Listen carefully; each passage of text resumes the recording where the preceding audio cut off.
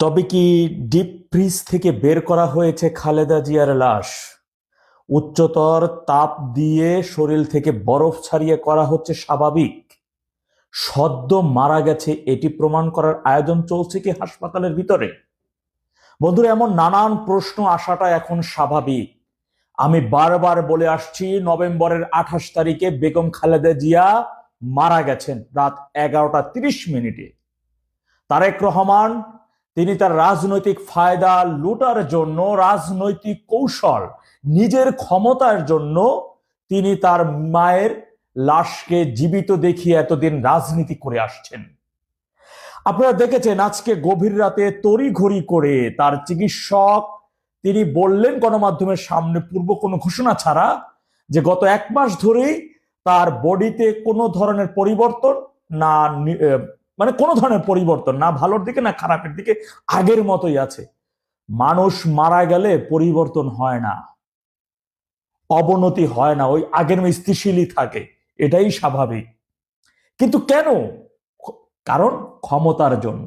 আনুষ্ঠানিক ঘোষণা আসছে না। মনে রাখবেন, খুব অল্প দিনের মধ্যে, এই 2-4 দিনের মধ্যেই আনুষ্ঠানিক ঘোষণা চলে আসবে, 2-1 দিনের মধ্যেও। লাস্ট একটু স্বাভাবিক, সদ্য মারা গেছে, আয়োজন শেষ হয়ে গেলে এটা করতে পারলেই ঘোষণা চলে আসবে তিনি মারা গেছেন। তিনি আইসিইউর বেডে নাই ভাই, তিনি আইসিইউর বেডে ছিলেন না, এটাই সত্যি কথা। স্ত্রী সন্তানকে নিয়ে তাকে দেখতে গেছে। আইসিইউতে তো আমরা জানি সেখানে গ্লাস থাকে, গ্লাসের ফাঁকা দিয়ে দেখা যায় রুগী ওখানে আছেন। তার একটা ছবি কিন্তু তারা কখনো দেখাতে পারে নাই আপনাদের কাছে, কারণ তিনি আইসিইউর সেই বেডে নাই। কি দেখাবেন? দেখিয়েছেন এআই দিয়ে এডিট করা 3 জনের 7টা হাত, এমন একটা ছবি তারা দেখিয়েছেন, আর কিছুই না। ভাইরা আমার, আমি শুধু আপনাদের একটা উদ্দেশ্যেই বলতে চাই, এই নিয়ে ভিডিও করতে অনেকগুলো করেছে, একটা ভিডিও 6.1 মিলিয়ন 61 লক্ষ মানুষ দেখেছেন। আপনার কি মনে হয় এটা তাদের গোড়াঘাট পর্যন্ত যায়নি, আলোচনার সৃষ্টি করেনি, বিভিন্ন প্রশ্নের সম্মুখীন তাদের করেনি? আর এই কারণেই এই মুহূর্ত থেকে তারেক রহমান চিন্তা ভাবনা করতেছেন এখন ঘোষণা দিলে পরিস্থিতি কোন দিকে যেতে পারে, কি হতে পারে তার দলের নেতাকর্মী তৃণমূল পর্যায়ে, কি কি প্রশ্নের আমি সম্মুখীন হতে পারি, সবকিছু আমি নিয়ন্ত্রণ করতে পারবো কিনা, আমার হাতেই থাকবে কিনা আগামীর বিএনপি, এমন সবকিছুর পাশাপাশি কিন্তু লাশেরও একটা ব্যাপার থাকে জানেন। গত নভেম্বর 28 তারিখ থেকে এই পর্যন্ত এতদিন সদ্য মারা গেছেন, এটি তো প্রমাণ করতে হবে মিডিয়ার সামনে, ছবি তো দেখাতে হবে যে তিনি মারা গেছেন, একটি তারই লাশ। জিয়াউর রহমানের মতো তো ঢেকে বা অগোচরে তো জানাজা সম্পন্ন করার সুযোগ নাই, তাই নাকি? সুতরাং সেই লাশ যে 1 মাস ধরে সে পরিবর্তন হচ্ছে কিনা বডিতে, মৃত ব্যক্তির বডি বরফে রাখলে সেই সদ্য মারা গেছে তেমন তো থাকারও কথা না, তাই না? সেই জিনিসটাও চিন্তা ভাবনা করা হচ্ছে।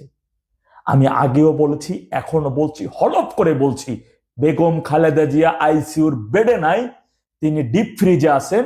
আর তড়িঘড়ি করে রাতের মধ্যে তার অবস্থারও অবনতি হচ্ছে, খারাপ হচ্ছে।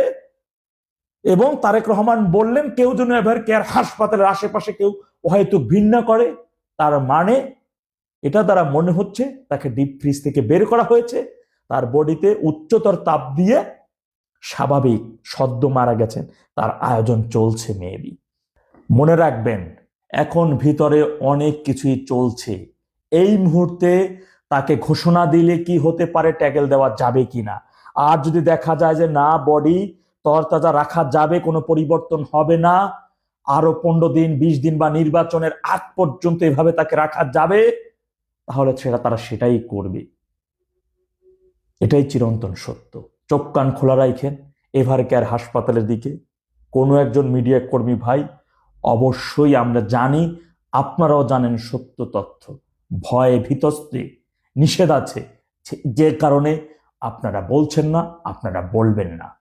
তবে আমি এতটুকু হলফ করে বলতে পারি, যে সন্তান নিজের মায়ের লাশ নিয়ে এইভাবে রাজনীতি করতে পারে, যে সন্তান নিজের ক্ষমতার জন্য, ক্ষমতায় যাওয়ার জন্য, ক্ষমতা টিকে রাখার জন্য, ধরে রাখার জন্য মায়ের মৃত্যুর আনুষ্ঠানিক ঘোষণা না দিয়ে সেই লাশকে, সেই আত্মাকে কষ্ট দিতে পারে, আর যাই হোক না কেন, সেই ব্যক্তি কর্তৃক এই দেশের জনগণ কখনো শান্তি আসতে পারে না, এই দেশের জনগণ তার কর্তৃক কখনোই শান্তিতে দিতে পারবে না, এটি চিরন্তন সত্য।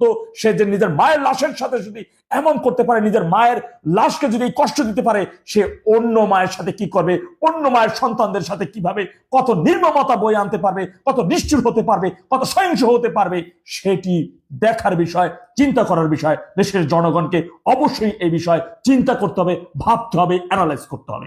আল্লাহ সবাইকে সঠিক বুঝ দান করুন। ওয়া আখিরি জাওয়ানা আলহামদুলিল্লাহি রাব্বিল আলামিন। আসসালামু আলাইকুম ওয়া রাহমাতুল্লাহ।